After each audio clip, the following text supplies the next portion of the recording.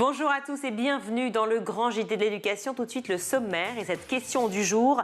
A-t-on enlevé le masque trop tôt à l'école? Alors que le nombre de cas de Covid repart à la hausse, eh bien certains établissements ont déjà demandé aux parents de faire porter le masque à leurs enfants à l'école. Alors est-ce utile? Est-ce plus prudent de le remettre? On en débat tout de suite avec nos invités. Un escape game pour sensibiliser les plus jeunes à la recherche scientifique. C'est le pari que s'est lancé l'Institut Imagine avec Escape Gen. On vous fait découvrir en deuxième partie de l'émission. Et puis enfin, eh bien, comment mieux informer nos enfants à l'occasion de la semaine de la presse et des médias à l'école. Michael Dorian vous fait une sélection des meilleures plateformes pour informer vos enfants. Mais on le retrouve tout de suite avec l'actu en bref.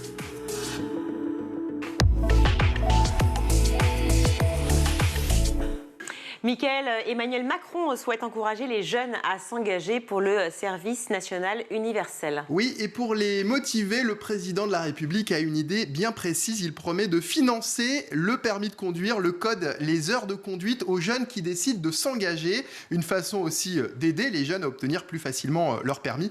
Interrogé mercredi dans le 1945 d'M6, Emmanuel Macron a d'ailleurs avoué l'avoir raté une fois. Alors, il y a le service national universel dont vous parlez, et puis il y a autre chose pour l'engagement auprès des jeunes? Oui, si vous êtes lycéen ou étudiant et que vous souhaitez vous engager dans un projet, plusieurs dispositifs existent. Virginie, en effet, il y a, on vient d'en parler, donc le SNU, il y a aussi le contrat engagement jeune, le service civique, et puis il est toujours possible de faire du bénévolat pour une association. Autant dire donc que vous avez l'embarras du choix, mais justement, comment choisir le dispositif qui convient? L'étudiant propose depuis ce jeudi un dossier complet sur le sujet. À quelques jours du premier tour de l'élection présidentielle, eh bien, le planning familial lance un appel. Un appel dans lequel il est simplement demandé aux candidats à l'élection présidentielle de s'engager à faire appliquer la loi de 2001, une loi qui prévoit 3 séances annuelles d'éducation à la sexualité tout au long de la scolarité.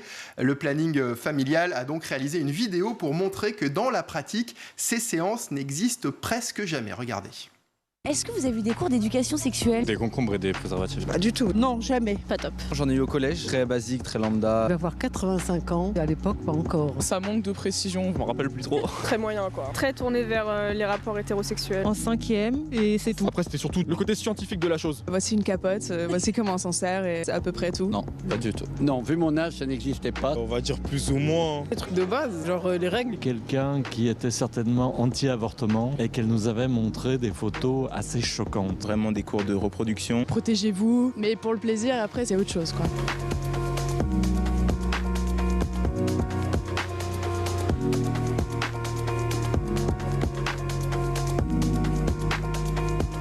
Et on salue l'engagement d'Enora Malagré sur ce projet.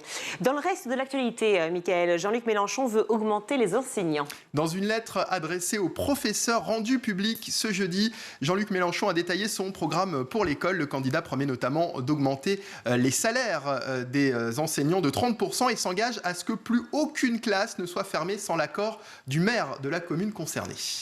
Cette semaine, Mélissa Thériault s'est confiée sur une période difficile de sa vie qui était l'adolescence. La journaliste était l'invitée de l'émission En aparté sur Canal+. Elle s'est confiée sur le harcèlement scolaire dont elle a été victime ado. Elle a raconté qu'elle avait été isolée longtemps, plusieurs années, et que ça avait été très compliqué. Mélissa Thériault qui a également révélé travailler sur un documentaire consacré à ce sujet. Et puis au tableau, bien sûr, qu'il y a une très bonne émission de Mélissa Thériault.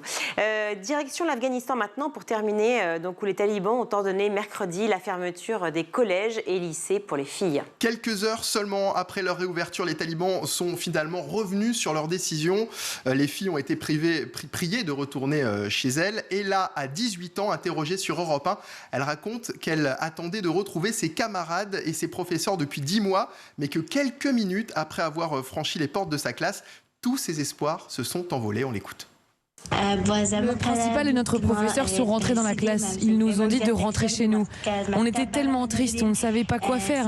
Et puis on est rentrés avec mes camarades. Alors qu'on vient tout juste de le retirer, va-t-on devoir à nouveau faire porter le masque à nos enfants à l'école? C'est tout de suite, c'est notre question du jour. Et pour en parler, je suis ravie d'accueillir Olivier Beaufrère. Bonjour. Vous êtes proviseur et secrétaire national du SPDNSA, le syndicat national des personnels de direction de l'éducation nationale. Vous êtes déjà venu sur le plateau de School, donc je suis ravie de vous retrouver. Et j'accueille également le docteur Simeka qui est avec nous. Vous êtes médecin généraliste. Bonjour. Merci, bonjour. Merci d'être là. Michael Dorian est en plateau aussi avec nous, journaliste sur School. On était très heureux de pouvoir enfin retirer le masque. On a tous sauté de joie, on s'est dit ça y est, c'est la liberté qui revient, surtout pour les enfants à l'école. Mais patatras, le jour même, allez, le lendemain, on va dire, le nombre de cas de Covid est reparti à la hausse. Alors, quel est votre sentiment? Est-ce qu'on va inévitablement le remettre, ce fameux masque, docteur? Écoutez, je ne sais pas si on va le remettre ou pas, mais ce qu'il faudrait, c'est avoir quand même un comportement un petit peu cohérent et général. Je pense que le fait de faire une espèce de politique sanitaire par établissement, en quelque sorte, me semble être sur une tonalité émotionnelle qui ne s'y est pas. Vous savez que cette épidémie, elle n'est pas prête de se finir.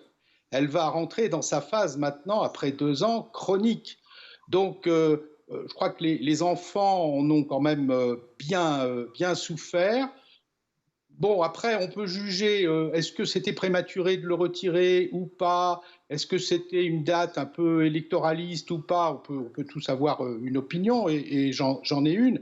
En tout cas, il faut qu'on soit cohérent parce que si on doit sans arrêt prendre des décisions émotionnelles pendant encore plusieurs années, ça va être très dur pour notre jeunesse. Mais est-ce que vous pensez, docteur, qu'ils ont fait exprès de ne pas être cohérents, justement? C'est-à-dire qu'en fait, comment est-ce possible d'en arriver là et de faire ce constat aujourd'hui? J'imagine bien que, dès le départ, ils ont pensé être cohérents dans leurs décisions et dans leurs protocoles successifs imposés, car ils ont été imposés aux établissements. Écoutez, la date du 14 mars a été choisi sur un calendrier, pas sur un chiffre, un taux de positivité, pas sur un nombre de contaminations, pas sur des critères objectifs et scientifiques. La date du 14 mars est tombée, comme par hasard, quelques semaines, 3 ou 4 semaines avant un événement tout à fait particulier pour notre démocratie. Ça, c'est le premier constat. Il aurait été, je pense, plus opportun de prendre une décision chiffrée, raisonnée, enfin transparente. Enfin transparente et enfin en relation, pardon, j'ai mon stylo qui vole en même temps, c'est peut-être l'énervement par rapport aux différents protocoles qui surgit, mais non mais attendez, c'est très important ce que vous dites, parce que là vous dites que la décision de retirer le masque est une décision politique, c'est pas une décision sanitaire en fait, docteur. Ça peut être une... Alors, attention, je pense que les Français d'une façon générale et les enfants en particulier en ont plus qu'assez et je pense qu'il y avait quand même une phase de libération qui était absolument nécessaire. Mais moi, j'ai été choqué par le fait de faire tomber une date sans la justifier scientifiquement. C'est ça le souci. Mais de toute façon, il fallait bien à un moment donné quand même réouvrir un petit peu les vannes. Moi, je suis inquiet pour l'avenir. Si à chaque fois, c'est du touch and go, si je puis dire, pour parler français, et que pour des décisions, pour des calendriers politiques, pour des critères uniquement émotionnels, on va enfermer tout le monde, mettre le masque, remettre le masque aux enfants, fermer peut-être les écoles, les rouvrir. C'est insupportable. On ne peut plus continuer comme ça. Il faut de la mesure, il faut de la transparence dans les décisions, il faut de la mesure aussi, parce que des décisions parfaites et des mesures parfaites, il n'y en a pas. On ne peut pas laisser les enfants en dehors de l'école, on ne peut pas les laisser à la maison, on ne peut pas les laisser non plus s'infecter lorsque le virus est partout. Il faut de la rigueur, il faut du sérieux dans toutes ces décisions. Oui, il faut pouvoir composer, mais composer habilement, si je vous entends bien. Je vais revenir sur ce que vous m'avez dit juste avant, mais j'aimerais vous parler avec vous aussi, Olivier Beaufrère, puisque vous êtes à la fois secrétaire national, effectivement, du syndicat des personnels de direction, voilà, mais en même temps, vous êtes proviseur. Dans votre école, est-ce qu'il y a beaucoup de cas de Covid actuellement? Écoutez, depuis le mois de décembre, hormis les périodes de vacances, on a toujours eu des élèves cas Covid. Donc on a toujours eu finalement informer les familles, faire remonter les informations, faire du contact tracing. Donc pour nous, c'est quasiment une habitude.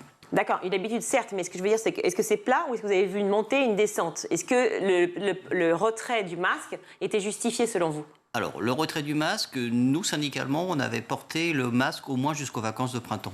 C'était quelque chose, on avait été auditionné, on avait porté cette idée parce qu'on trouvait que c'était quand même relativement tôt. Comme le disait précédemment le médecin, je pense que nos jeunes avaient aussi besoin, on est quand même sur une génération Covid, hein, quoi qu'on en dise, et donc je pense que nos jeunes aspiraient peut-être à un peu plus de, alors non pas de liberté, mais d'autonomie dans leurs déplacements. Pour les jeunes enfants, je pense que le port du masque en école est relativement compliqué et difficile pour les apprentissages.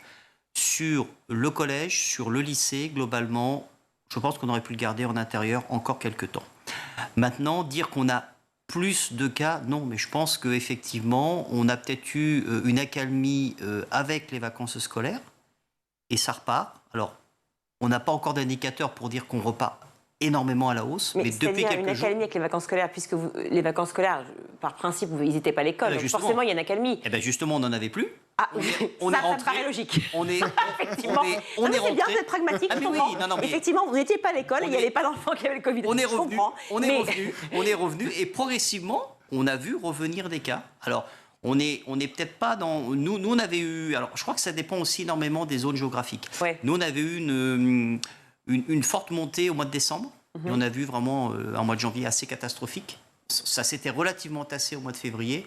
Et là, on a de nouveau des cas Covid. Donc, on ne peut pas dire que ça remonte, mais on peut dire qu'on a maintenant des cas Covid qui reviennent. Je reviens sur ce que vous m'avez dit, Dr Simeka. Vous dites qu'effectivement, maintenant, ça va être une maladie chronique. C'est-à-dire chronique, ça veut dire qu'il va revenir, comme la grippe, par exemple, qui revient chaque année. Est-ce que vous avez l'impression qu'à la fois le gouvernement, le ministère de l'Éducation et tous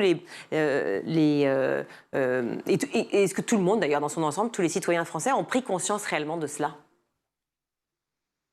Ben écoutez, je l'espère, parce qu'on l'a quand même tous suffisamment dit, et notre inquiétude, elle est pour la rentrée scolaire de septembre, parce que la saison froide va arriver.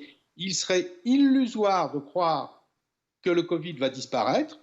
On peut espérer qu'effectivement, y ait, avec les différents variants, on voit bien une évolution vers plus de banalité, mais ça n'est pas scientifiquement certain, c'est probable, c'est possible, en tout cas c'est espéré.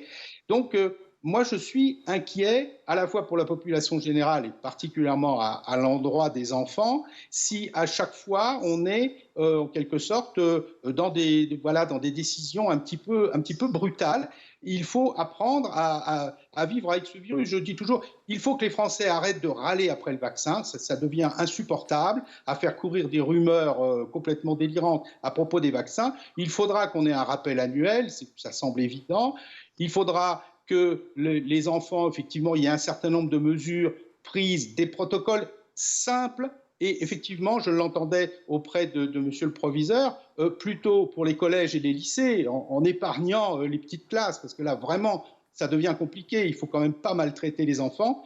Voilà, il faut trouver une organisation, à maladie chronique, organisation chronique et raisonnable. Ça veut dire organisation chronique et raisonnable, ça veut dire que qu'est-ce qu'on pourrait faire, Olivier Beaufrère, c'est-à-dire dire à chaque fois qu'il y a une montée, tout d'un coup, une montée de l'épidémie, tous se prémunir avec les gestes barrières simples, avec le masque, avec l'aération systématique et avec des tests. Rappelez les gestes barrières, je crois qu'on les a, le fait de retirer le masque a aussi fait certainement oublier certains gestes barrières. Bien sûr. Ça c'est extrêmement clair, les rappeler, peut-être s'adapter à des situations et puis on peut être aussi sur une entrée réversible, c'est-à-dire qu'on a retiré les masques, s'il fallait les remettre, il faut les remettre. Ça nous semble être important.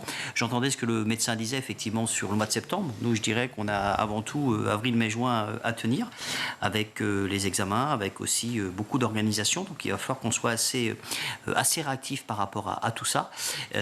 S'il faut, on mettra le masque. Moi, ça me semble être important. Si ça remonte. Je voyais sur vos écrans tout à l'heure qu'il y avait des écoles à Brest, par exemple, où la décision avait été prise. Voilà. Donc peut-être que localement, on va être amené à analyser, à positionner peut-être d'autres gestes. Ça peut être assez simple à faire. On n'est pas comme au début de la crise Covid où on découvrait les masques, où on découvrait les gestes. Là, on est plus sur un rappel. Est-ce que le problème finalement, parce que j'entends bien ce que vous dites, docteur, notamment sur cette épidémie chronique, mais j'ai l'impression qu'on ne le dit pas suffisamment aux gens. Est-ce que le problème, c'est que finalement, on n'assume pas de dire aux gens que le zéro Covid n'existera pas finalement, qu'il faudra vivre vraiment avec ce virus, et ça, j'ai l'impression que le gouvernement a du mal à mettre des mots là-dessus. Oui, tout à fait. Le zéro Covid n'existe pas. Et nous ne sommes pas à l'abri. Il faut rappeler qu'on a quand même globalement énormément modifié notre environnement, que le coronavirus, c'est une zoonose. C'est un virus qui vient des animaux. Donc, comme tous les virus qui viennent des animaux, c'est un virus adaptable, puisque déjà, il a été capable de changer d'espèce. On n'est pas à l'abri d'apparitions d'autres, parce qu'on a modifié notre biosphère de façon relativement irréversible. Donc, il va falloir être souple. J'entendais parler aussi, monsieur le proviseur, de régionalisation, enfin de territorialisation des décisions. Là, ça fait partie aussi des choses raisonnables. 2 ans de Covid, il faut le souligner, nous ont aussi permis de comprendre ce qui était efficace et ce qui était inutilement liberticide, en particulier pour les enfants. Hein. Il y a des choses qui comme n'étaient... quoi, par exemple alors, comme toutes les mesures... Alors, en France, on a été relativement épargné sur la fermeture des écoles par rapport aux autres pays européens. Mais par exemple, je crois que l'école fait partie des choses qui doivent être sanctuarisées. Et autant que faire se peut, une école doit rester absolument ouverte. Toutes les tentatives de prolonger les vacances scolaires, etc. Enfin, c'est sur le plan cognitif, sur le plan des acquis pédagogiques pour les enfants, c'est assez catastrophique. Il y a eu quelques publications d'études à ce sujet. Je crois que tout cela a eu un bénéfice extrêmement faible, pour ne pas dire nul. Et donc, par contre, demander à des lycéens, par exemple, à certains moments, de remettre le masque, de prévoir des ventilations de classes plus importantes, de prévoir des aménagements de réfectoires, des choses raisonnables. Ça, effectivement, il va falloir le faire pour longtemps. Docteur Simeka, vous êtes généraliste, je le disais, vous êtes en contact permanent donc avec des parents et leurs enfants, bien sûr. Comment réagissent les parents par rapport à ça? Quelles sont les réactions? Est-ce que certains vous disent « Non, mais attendez, c'est complètement absurde, cette histoire de port de masque, depuis le début on nous ment » ou alors l'extrême inverse? Est-ce que vous sentez les gens perdus? Oui, globalement, absolument, et en proie un petit peu avec une prépondérance des réseaux sociaux et de toutes les informations sur Internet. Et on a à la fois des parents qui sont absolument scandalisés par le fait qu'on apporte la moindre contrainte à leurs enfants, remontés comme des ressorts, même pour eux-mêmes, pour la vaccination, et d'autres, au contraire, émotionnellement beaucoup plus enfermistes, comme on dit. Et tout ça est de l'ordre de l'émotionnel. Et ça, c'est pas bien. Quand on est dans l'émotionnel, on fait n'importe quoi. Il faut que tout le monde se calme. Il faut que tout le monde se calme, que les positions s'adoucissent, y compris chez les parents d'élèves. Parce que c'est bien. Moi, je suis maintenant un parent de vieil élève, puisque mon fils est dans le corps enseignant. Mais j'ai connu cette période-là où, effectivement, on s'enflamme facilement. Il faut que les associations de parents d'élèves aussi soient calmes et une force de proposition raisonnable. Vigilant. Dernière chose, parce que vous parliez effectivement des réseaux sociaux, est-ce que vous êtes face aussi à des parents qui ont l'impression de tout savoir, d'être des médecins nés en fait, et qui vous expliquent finalement ce qu'il faudrait faire en permanence? Et je vois justement Olivier Beaufard qui sourit aussi en tant que proviseur. J'imagine que vous avez connu ça. Mais docteur Simeka d'abord. Oui, tout à fait. Enfin bon, moi, si vous voulez, j'ai une certaine personnalité et un certain nombre de kilomètres à ma pratique qui me permettent un peu de gentiment et dans la bienveillance de résister à ça et de réexpliquer un peu les choses. Les gens qui viennent me donner un cours, je leur dis que je suis tout à fait prêt à apprendre, mais que peut-être ma valeur ajoutée, ce serait de faire un véritable entretien et discours médical. Mais effectivement, des gens viennent, ils ont lu qu'il fallait telle vitamine, qu'il fallait ceci, qu'il fallait cela. Tout le monde est virologue et tout le monde est épidémiologiste maintenant, vous l'avez remarqué. Et oui, c'est pour ça que je vous pose la question. Merci mille fois, docteur, d'avoir été avec nous. Merci. Écoutez nos médecins, car eux, ils ont le savoir et pas nous.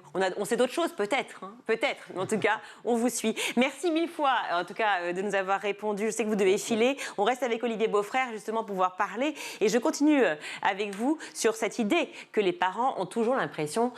souvent l'impression de savoir, ou du moins ils sont tellement angoissés, et c'est vrai, il y a de quoi les comprendre, hein, parce qu'on ne sait plus comment réagir, si c'est bien ou pas. C'est vrai, se faire vacciner, un vaccin qui est arrivé du jour au lendemain comme ça, il n'y a pas eu de recul, la fameuse phrase, hein, on a zéro recul, etc. Est-ce qu'ils sont là aussi pour vous expliquer comment vous devriez faire dans votre établissement ? Non, je pense qu'on est plus à réexpliquer les règles qui peuvent être mises en place. Les règles collectives, ça me semble être important. On a parfois à la marge un parent qui effectivement manifeste son opposition. Nous, on pose le cadre et globalement, ça se passe bien. Pour rebondir sur ce que j'entendais, je pense que nos jeunes sont aussi capables de comprendre et on peut aussi peut-être les convaincre de manière collectivement, de dire voilà, là, on est à un point où, vu la situation dans notre établissement ou sur notre territoire, il a été décidé de remettre le masque. Et je pense qu'en expliquant, on est en capacité, au moins avec les plus grands. C'est peut-être plus difficile avec les collégiens. Premier confinement, 16 mars 2020. Nous sommes donc le 24, 25 mars, je ne sais même plus, 2022, 2 ans après. Comment vont les professeurs? Comment ça se passe autour de vous? Parce que je dis ça avec humour, mais vous comprenez bien mon état d'esprit. C'est-à-dire qu'on reçoit tous les jours, ou presque, des professeurs, en tout cas des membres du personnel enseignant, et on voit bien que ça va mal. C'est-à-dire que las des différents protocoles sanitaires, las de la situation de manière générale, est-ce que vous arrivez, vous, de votre côté, à tenir et à remonter le moral des troupes? On réussit. De toute façon, un chef d'établissement, par définition, voilà, il est là et ça doit toujours bien aller. Hein. Personne ne se posera la question de savoir si on a des états d'âme. Moi, je vous la pose. Voilà. Non, il est vrai que les équipes ont quand même été, moi je dirais, malmenées, mais on a vraiment fait preuve d'adaptabilité. Je crois que c'est vraiment l'élément commun. On a connu tellement de situations, tellement de protocoles, tellement de situations. Hein. Au moment de la rentrée de septembre, on se disait, ça y est, on a des process, on a des modes opératoires. Si on commence à analyser l'année qu'on vient de vivre, eh bien, on a encore créé des choses, on a encore inventé des choses, on s'est encore adapté. Je pense que globalement, les personnels avaient peut-être besoin de ce signal de dire on a la possibilité de retirer le masque. Il y a des enseignants qui portent toujours le masque, il y a des adultes qui portent toujours le masque, il y a des élèves qui portent toujours le masque. On a vu tomber des masques, peut-être que depuis 1 ou 2 jours, on a un petit peu plus de masques qui reviennent de par les chiffres qui sont effectivement en train d'augmenter. Je pense que ce sont 3 années scolaires qui vont forcément laisser des traces. Et effectivement, on a besoin au quotidien, je pense, d'écouter, d'accompagner, de faciliter. Néanmoins, on poursuit les enseignements. Néanmoins, on retrouve les projets. Ça, c'est quelque chose de très intéressant. Des projets d'ouverture, des projets culturels, des projets artistiques. Et ça, c'est aussi très fort. On retrouve un petit peu l'âme des enseignants.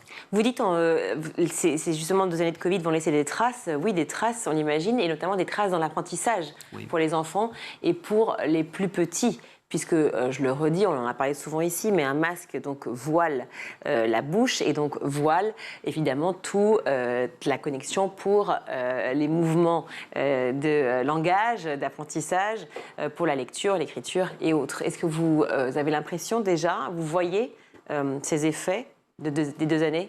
Je rajouterais les langues vivantes étrangères aussi, où on a quand même énormément besoin de l'oral. Donc c'est vrai que ça, c'est des enseignements sur lesquels on doit temporairement peut-être oublier le masque pour pouvoir faire passer des contenus. C'est un petit peu ambivalent parce qu'on a des élèves qui ont été empêchés de suivre les cours là, pendant 15 jours, 3 semaines, parce qu'ils étaient cas contact, puis eux-mêmes Covid, puis peut-être cas contact, s'ils n'avaient pas le Covid, cas contact en intrafamilial.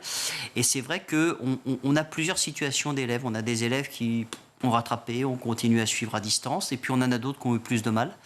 On se rend compte quand même qu'on avait réussi par différents dispositifs à accompagner, à renforcer.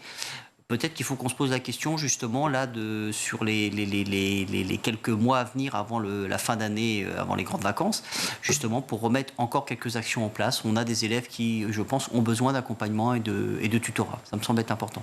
Le tutorat, c'est très intéressant parce que l'école est faite pour ça aussi, hein, forcément, à la fois pour apprendre, à la fois pour apprendre aussi à réfléchir, apprendre à vivre en société, mais aussi, je me suis toujours posé la question, puisqu'on parle de santé aujourd'hui à l'école, pourquoi on n'enseigne pas les gestes qui sauvent? Pourquoi on n'enseigne pas les premiers gestes très tôt à l'école?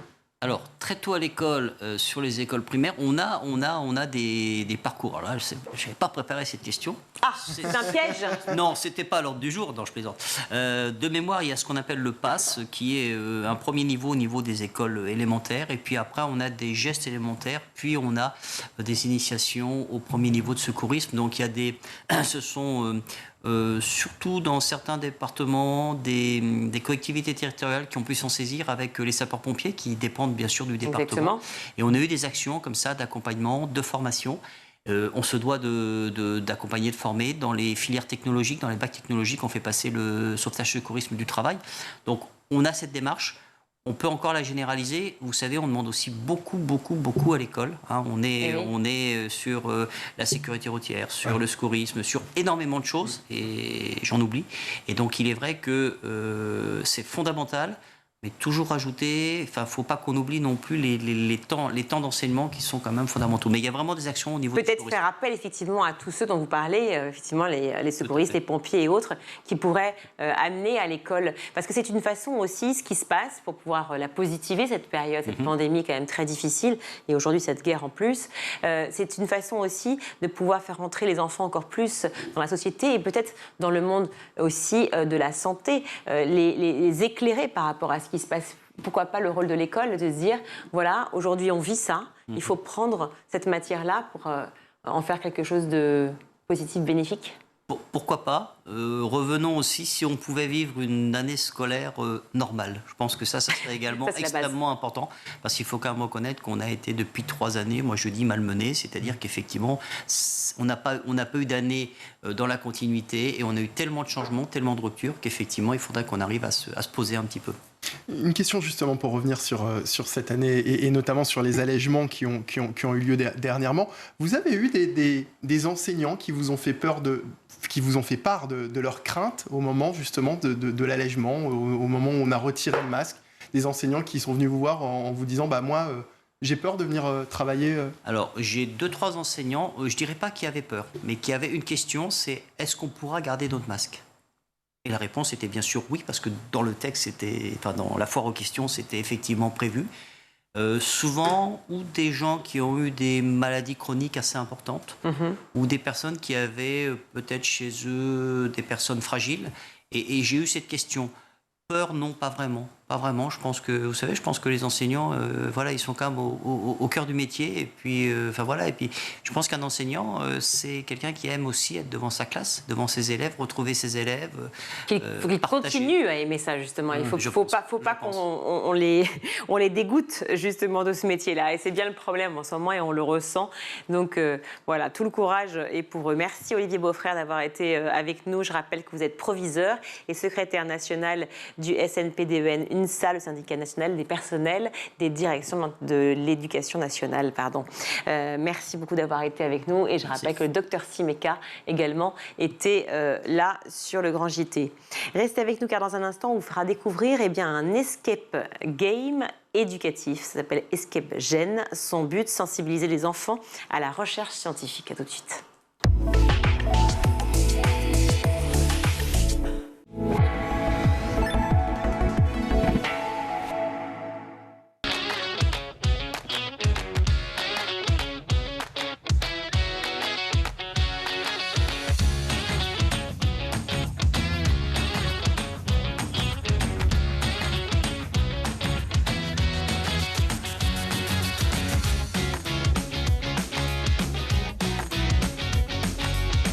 En plateau, des profs, des élus, des parents et bien évidemment des élèves. Vous avez la parole.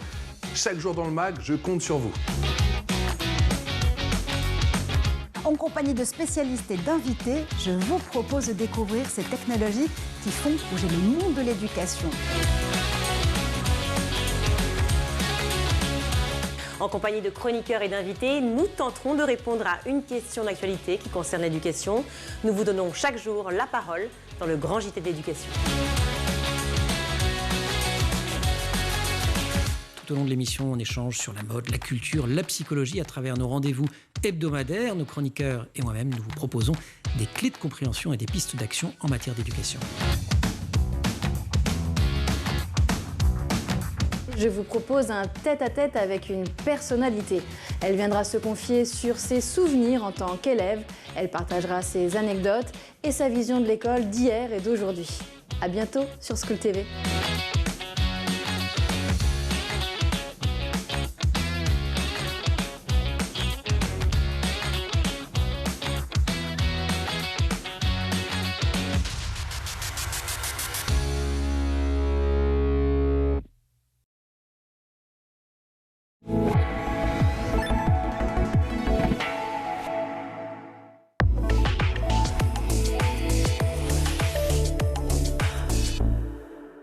De retour sur le plateau du Grand JT de l'Éducation, je suis en présence de Marie de Basler. Bonjour. Bonjour. Vous êtes directrice de la communication de l'Institut Imagine, l'Institut qui est à l'hôpital Necker à Paris.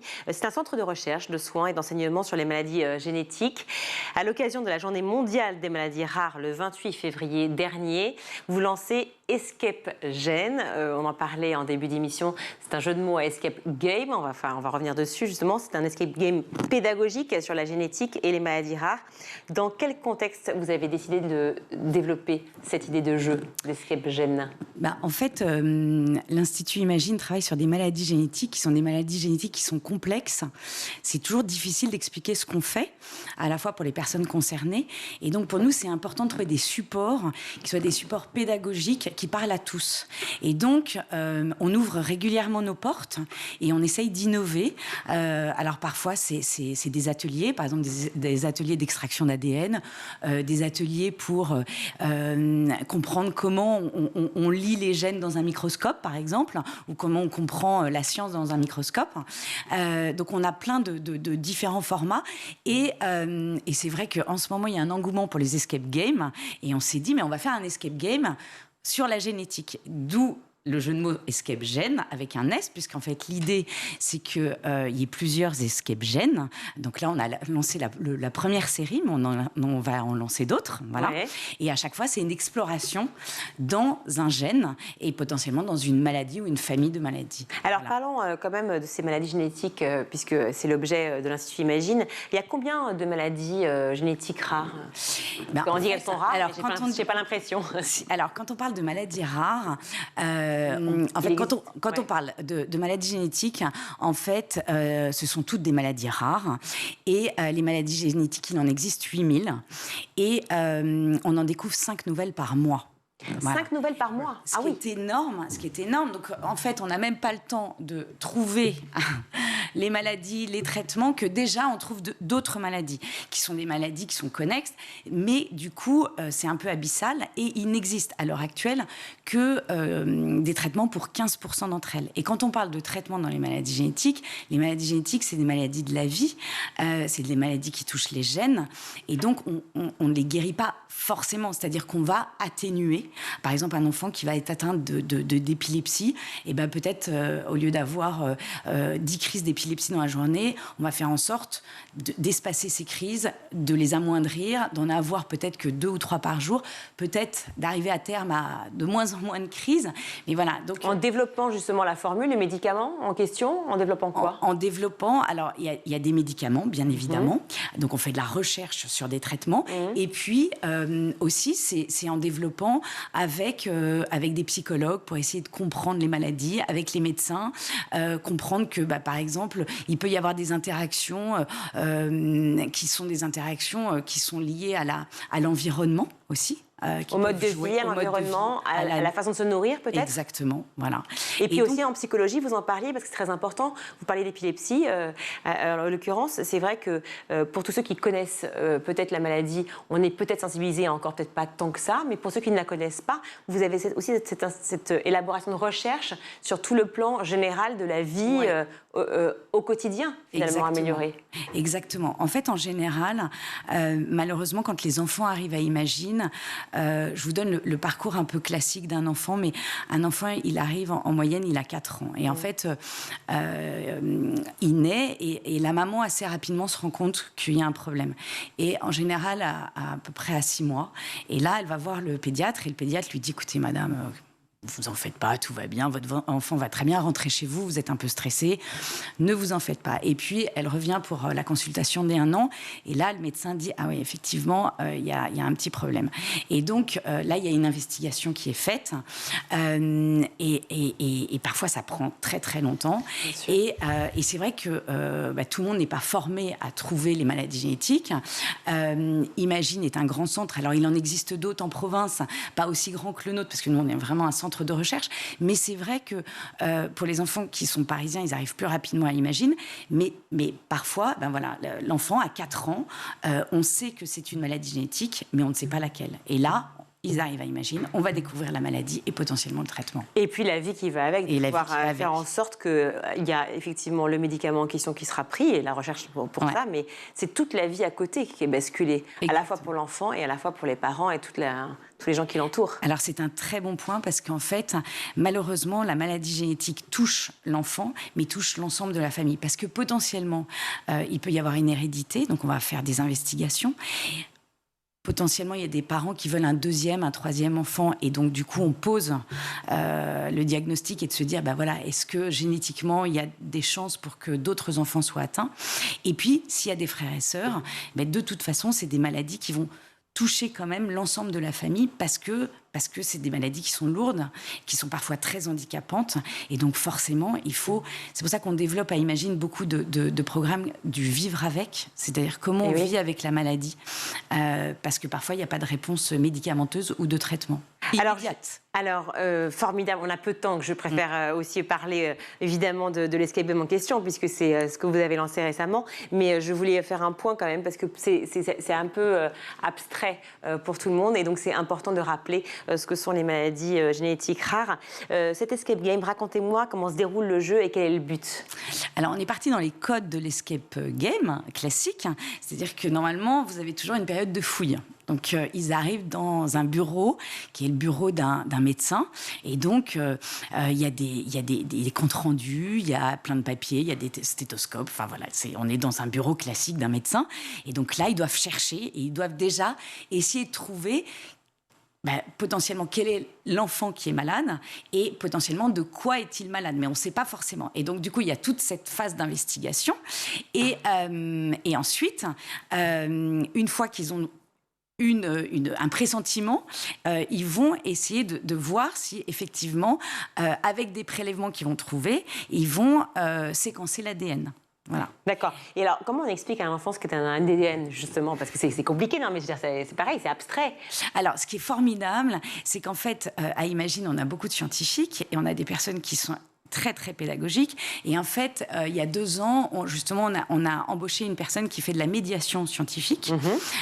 Et on a lancé l'année dernière un programme permettant à plusieurs doctorants d'Imagine de participer justement à ces programmes d'ouverture et d'être bourse de diffusion scientifique. Voilà. Donc, elles sont soutenues par des fonds qui nous aident et qui subventionnent en fait ce complément financier qu'on leur apporte. Mais en contrepartie, elles nous aident à ouvrir nos portes.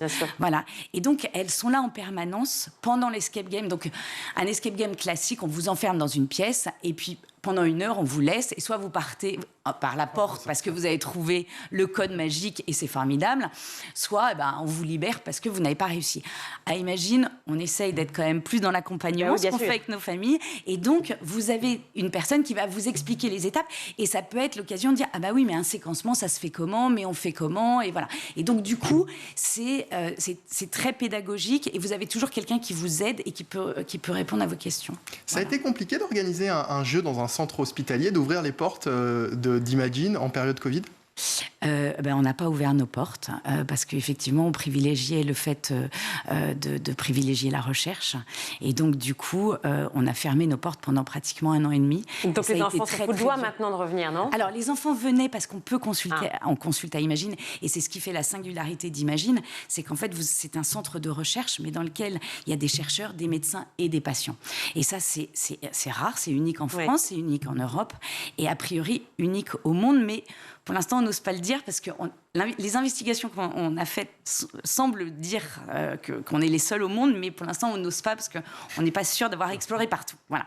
C'est quand même le plus grand hôpital pédiatrique au monde, Necker, on va tout pas... à fait, tout à fait. Et on a beaucoup de chance d'être sur l'hôpital, sur le campus de l'hôpital Necker. Ouais, et donc, comment réagissent les enfants alors quand ils viennent? Alors, il y a ceux qui effectivement sont soignés là-bas, et puis il y a ceux qui découvrent effectivement l'Institut Imagine grâce à l'Escape Game, à l'Escape Gen. En fait, ils sont plein de questions. Ça suscite des vocations. Il y en a, ils sont trop mignons. Ils nous disent mais moi, quand je serai grand, je viendrai travailler ici. Moi, je veux soigner mon petit frère. Et puis, en complément aussi de ces éléments qu'on peut mettre dans l'Escape Gen, quand on fait venir, par exemple, des écoles, en fait, on se rend compte, et ça, c'est très important, et c'est pour ça que c'est important de le dire sur votre chaîne, c'est qu'en fait, pour faire de la génétique, il ne faut pas être forcément Bac+9, avoir fait un doctorat en génétique. Il y a des ingénieurs, il y a des techniciens, il y a des... Voilà. Et ça, souvent, notamment avec les classes de 3e qui viennent nous voir, en fait, ils se rendent compte que pour travailler dans un laboratoire, on n'est pas obligé d'avoir 19 en maths et 19 en physique non plus. Mais quand vous dites classe de 3e, ça veut dire qu'il y a un stage qui est fait toujours, je crois. En fait, on accueille... c'est ça. On accueille beaucoup de stages de 3e et surtout, on accueille aussi beaucoup de classes. Donc, quand vous disiez pendant le Covid, on avait fermé tous ces programmes-là. Mais c'est vrai, quand une classe nous dit on veut venir visiter, en général, on dit oui. Donc, on se met en 4 et on est là pour faire visiter. Vous allez recevoir 10 000 appels demain. Oui, je pense. Car on a tous envie d'y aller. Merci à toutes les personnes d'Imagine de nous soutenir. Toute la rédac, déjà, on a envie d'y aller. Moi, j'ai envie de découvrir. Venez, on sera ravis. Ah oui, moi aussi, je serai ravie. Merci 1000 fois d'être venue nous en parler, Marie de Basler. Vous êtes directrice de la communication de l'Institut Imagine. Et je rappelle que donc, vous avez lancé l'Escape Gen, justement, un escape game pédagogique sur la génétique et les maladies rares. Merci 1000 fois d'avoir été avec nous. C'est l'heure de la chronique de Mickaël Dorian, justement, qui est en plateau avec nous. Mickaël, nous sommes en pleine semaine de la presse et des médias dans l'école. Vous en avez profité pour nous faire une sélection des meilleurs sites, applications ou podcasts pour informer les enfants. Oui, Virginie, parce que vous savez qu'aujourd'hui, le principal outil pour s'informer, c'est bien sûr le smartphone pour se tenir au courant de l'actualité. Alors, je parle de l'actualité générale. Pour ce qui est de l'actualité éducative, désormais, il y a School TV. Je vous ai donc fait une sélection d'outils pour informer de façon simple et intelligente les enfants. Et vous allez voir que toutes ces solutions sont consultable avec un smartphone. Gratuite ou payante? Alors souvent c'est un peu les deux, un peu comme les gros sites de presse qu'on connaît, il y a du contenu gratuit, mais on peut aussi s'abonner pour avoir un accès plus complet ou pour recevoir aussi dans certains cas une version papier du journal. C'est le cas avec Un jour, une actu, dont le slogan est l'actualité à hauteur d'enfant. C'est un journal papier pour les 8-12 ans auquel les enfants peuvent s'abonner, ou plutôt les parents peuvent abonner les enfants, parce que c'est plutôt comme ça que ça marche. Là, ce que vous voyez, c'est un extrait du numéro spécial Ukraine, sorti il y a une dizaine de jours et qui exceptionnellement était téléchargeable gratuitement. Un jour, une actu, c'est aussi un site internet qui permet également de s'informer au travers d'articles et de vidéos. Et puis il y a un compte Twitter qui est plutôt actif pour retrouver notamment les principales infos de la semaine, mais pas que. Ce jeudi, un webinaire y était organisé à l'occasion de la semaine de la presse et des médias dans l'école pour répondre aux questions des élèves sur les fake news. Et alors sur YouTube, on le sait, les enfants, ils sont très présents. Existe-t-il de bonnes chaînes pour les informer? Alors sur YouTube, la star de l'info chez les jeunes, c'est Hugo Décrypte. Depuis quelques années, ce jeune YouTuber est devenu en quelque sorte le Gilles Boulot des enfants. Il décrypte et vulgarise chaque jour l'actualité dans ses vidéos. Il a commencé sur YouTube, mais on le retrouve maintenant aussi sur Instagram et TikTok. Alors il adapte évidemment les formats de ses vidéos en fonction de la plateforme. Sur YouTube, par exemple, il traite l'information de la journée en 10 minutes. Sur Instagram, il le fait en 1 minute. Et même les politiques ont compris qu'il était important d'informer les plus jeunes d'ailleurs, et forcément sont de futurs électeurs. Ce sont de futurs électeurs, et les politiques constatent aussi que les enfants ont un pouvoir d'influence sur les parents qui ne peut être totalement négligé. Je vous parlais d'Hugo Décrypte tout à l'heure. Il a déjà interviewé le président Emmanuel Macron en 2019, et cette année, il va interviewer tous les candidats à l'élection présidentielle. Regardez. Salut, c'est Hugo. On y est. Comme promis, j'interviewe tous les candidats à l'élection présidentielle et cette année, ça se fait dans un cadre très particulier. Chaque candidat fait face à un écran géant sur lequel défile une roue d'émojis.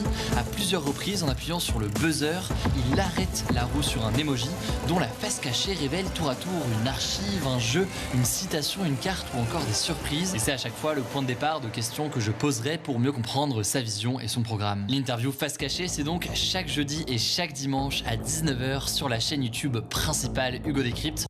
C'est vachement bien, Hugo Décrypte. Une roue d'emoji, c'est vachement bien. Ouais, c'est vraiment malin. Et pour les parents, justement, qui veulent informer leurs enfants, mais tout en les limitant les écrans. Oui, alors pour ça, je ne peux que vous conseiller l'excellent podcast Salut l'info, réalisé par France Info en association avec le magazine Astrapiste, un podcast hebdomadaire d'une dizaine de minutes qui traite des grands sujets d'actualité, mais aussi des préoccupations quotidiennes des enfants. On écoute un extrait. Salut la compagnie, bienvenue dans ce nouvel épisode de Salut l'info. Un podcast de France Info et du magazine Astrapi. Ici Estelle au micro. Bonjour tout le monde, moi c'est Romane, j'ai 7 ans et j'habite à Gemini. Certains sont peut-être déjà arrivés dans ta classe. Cette semaine, on t'explique comment sont accueillis les réfugiés ukrainiens. On parle aussi du printemps qui débute et des Jeux paralympiques qui se terminent. Allez, à vos marques, prêts, écoutez. Super, hein, super intéressant. Merci vraiment, Mickaël. J'ai bien noté. Donc, salut l'info et puis évidemment Hugo Décrypte. Et un jour une actu. C'est tout de suite le chanteur Olympe qui a dévoilé ses souvenirs d'écolier à Malika Ménard. Regardez. On va se pencher maintenant, si vous le voulez bien, sur votre regard sur l'école d'aujourd'hui. Ouais. Quel regard vous portez sur les élèves d'aujourd'hui, sur la scolarité, sur l'éducation ? J'avoue que ça fait longtemps que je ne suis pas retournée vraiment dans une école, à part pour faire une dictée pour une association il n'y a pas très longtemps. Je trouve qu'on est quand même dans une drôle d'époque et ça ne doit pas être évident quand même de suivre une scolarité tout en gérant les réseaux sociaux, en ayant accès à ça aussi. Je pense que ça ne doit pas vraiment aider. Et puis, on le voit hein, dans les infos, malheureusement, il y a beaucoup de dépression chez les jeunes, de suicides, etc. Et je trouve que c'est quand même... il faut lutter contre ça et faire en sorte que ça se passe mieux. Vous pensez que les réseaux sociaux amplifient ce harcèlement scolaire ? Oui, ça amplifie. Parce qu'avant, quand tu allais à l'école... tu te faisais harceler, mais tu rentrais chez toi, tu étais dans ton cocon familial et tu pouvais souffler. Tandis que là, les jeunes, ils rentrent chez eux et puis ils regardent leurs réseaux sociaux, ils se font insulter, ils sont moqués, humiliés, etc. Donc oui, c'est horrible parce qu'il n'y a aucun moment où ils peuvent souffler, quoi. Et c'est ça qui est dingue. Comment on protège les enfants alors ?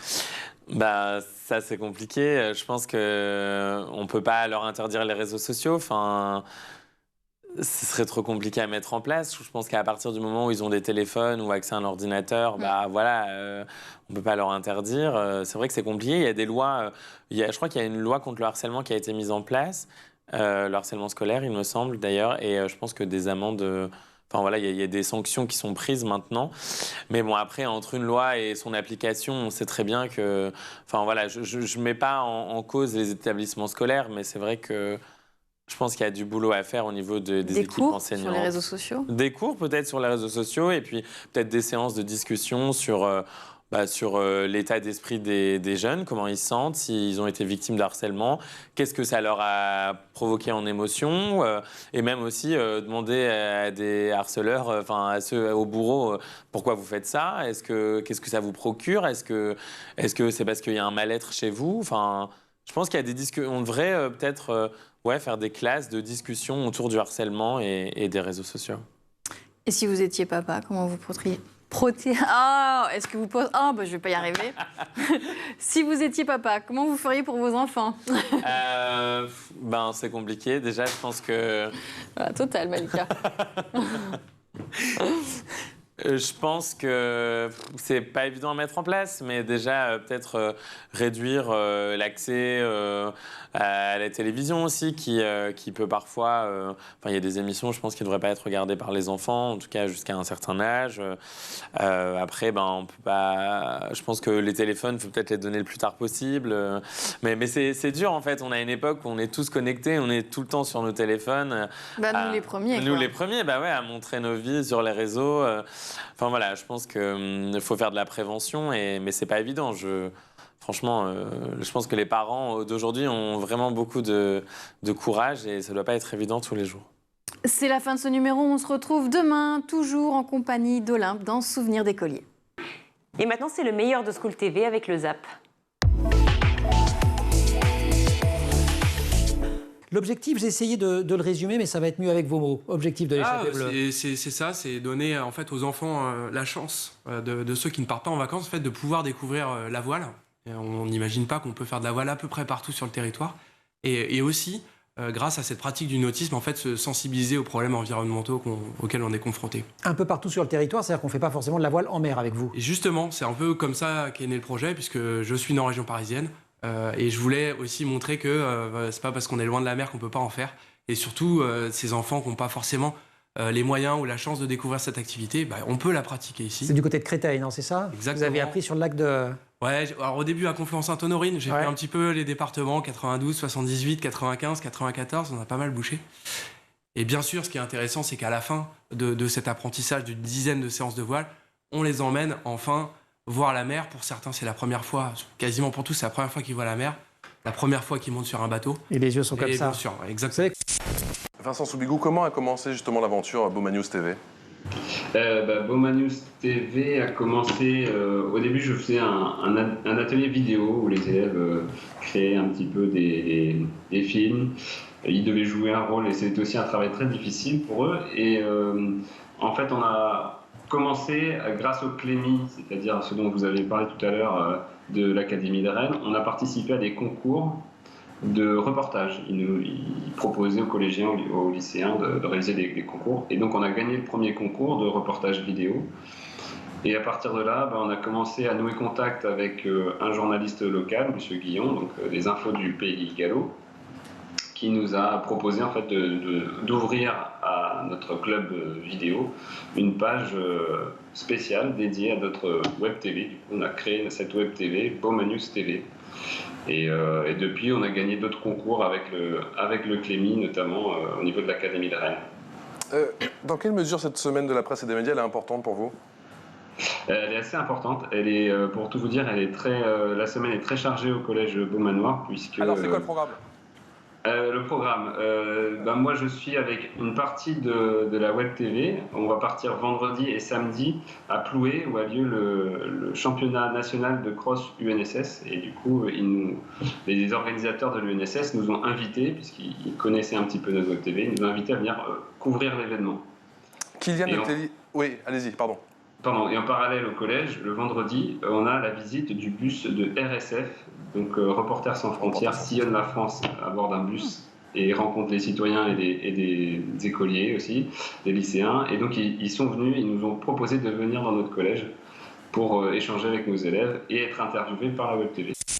Liberté, égalité, scolarité. Est-ce que l'école est le premier lieu, le berceau même de cette société plus inclusive, Agnès? Pour les Français, si je reprends le baromètre, puisque c'est le sujet aussi, c'est effectivement l'école est un des deux acteurs principaux pour cette société inclusive après l'État.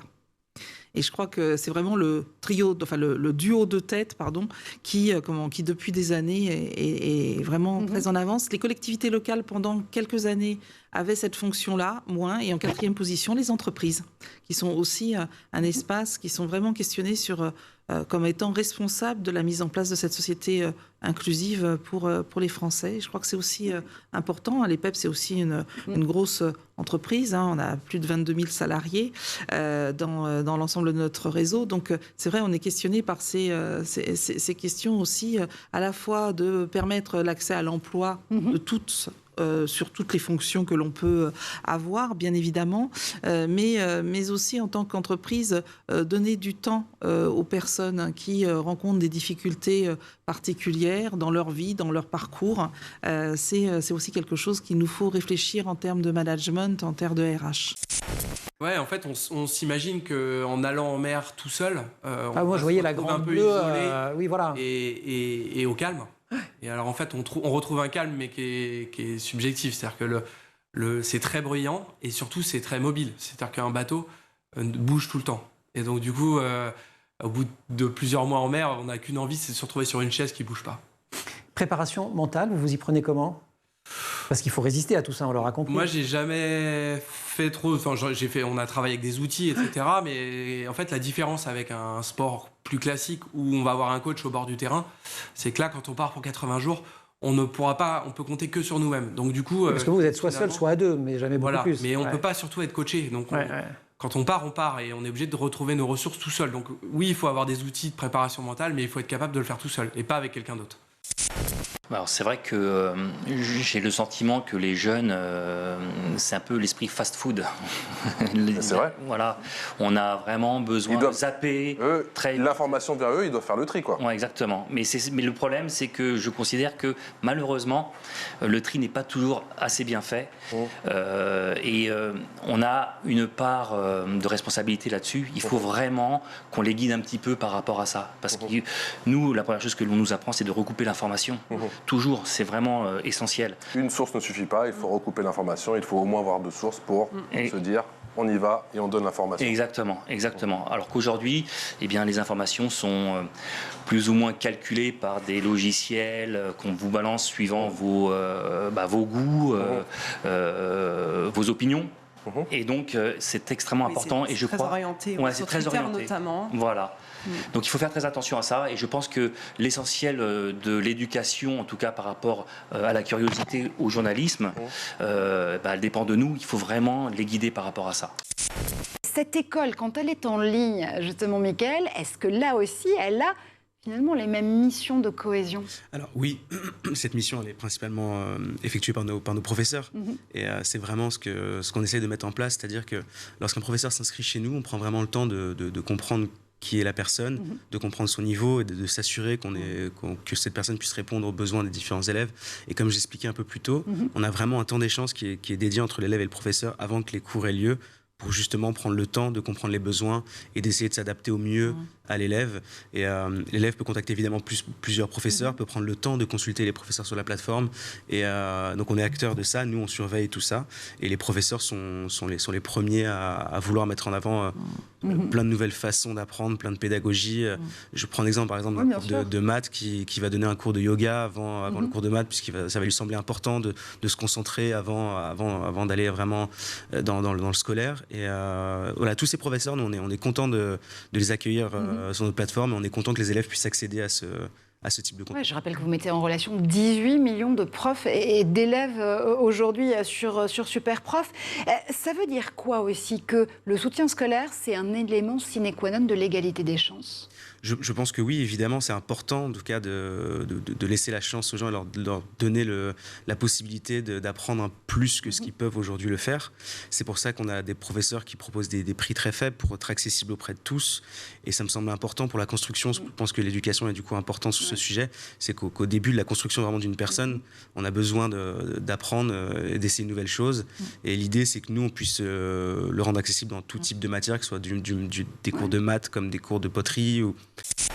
Depuis que vous naviguez, l'impact de la pollution sur la planète, sur les océans, c'est quelque chose que vous avez vu ou c'est plus abstrait que ça? Je l'ai vu. Alors, étonnamment, pour tuer un mythe tout de suite, l'océan n'est pas rempli de plastique au milieu. En fait, c'est invisible. C'est-à-dire qu'il n'y a pas ces continents de plastique qu'on décrit. Alors, par endroits, oui. Mais le problème, c'est surtout qu'il y a du plastique partout, mais sous forme de microplastique. Et du coup, le problème, on ne pourra jamais aller récupérer le plastique qu'il y a dans l'océan. Ça, c'est quelque chose qui n'est pas possible. Donc, il faut l'arrêter à la source. Donc, c'est pour ça qu'il faut des programmes pédagogiques. L'arme la plus forte aujourd'hui, il y a deux armes. C'est le législatif pour changer les règles, avec Surfrider le fait très bien, et le pédagogique pour justement changer le comportement des gens. Je pense qu'il faut travailler sur les deux aspects en même temps. Et après, pour nous, marins, oui, ça m'a touché parce que finalement, quand on part aussi longtemps comme ça en mer, quand on revient, on est un petit peu pur parce on trouve absurde notre société. On se dit mais pourquoi on consomme autant alors que nous sur notre bateau on est à 3 litres d'eau par jour, on a des problèmes d'énergie, on doit garder nos déchets. Oui, c'est forcément frugal. Mais c'est facile pour nous d'arriver avec cette vision à terre, de voir l'absurdité de nos propres comportements. Et donc je me suis dit, comment on peut faire changer les gens en les rendant peut-être plus amoureux de l'eau, pratiquant, par la pratique sportive, par la pratique des activités aquatiques. Y compris avec cette dimension sensible, il y a quand même des effets, je crois, du réchauffement climatique sur les parcours de certaines courses, notamment quand on descend dans le Grand Sud, où maintenant on n'a plus le droit d'aller trop au sud parce que la fonte des glaces fait que ça devient de plus en plus dangereux. Il y a plein de problématiques, mais en fait, je dirais que c'est... Voilà, j'ai pas forcément cette expérience, c'est pas ça qui me frappe le plus. Ouais. Mais oui, on voit bien le réchauffement climatique, on voit bien toutes ces problématiques-là, mais ce qui nous choque le plus, c'est plutôt l'absurdité de la société de surconsommation auquel on est confronté quand on revient. Et ce côté de s'éloigner de la Terre, je crois qu'il y avait Thomas Pesquet disait, le côté prendre du recul par rapport à quelque chose, nous fait vraiment rendre compte de l'absurdité des comportements. Je me mets dedans, complètement dedans, mais... C'est pour ça, et on a besoin de faire cette pédagogie, de raconter en fait cette fragilité de la Terre. Mickaël, c'est la fin de ce grand JT. C'est triste, non ? On revient demain. On revient demain. Merci d'avoir été avec nous. Vous retrouvez le grand JT de l'éducation sur schooltv.com ou sur le canal 247 sur les Freebox. Et merci à toute l'équipe de School TV, en particulier à Emma Guessel et Agathe Delannoy.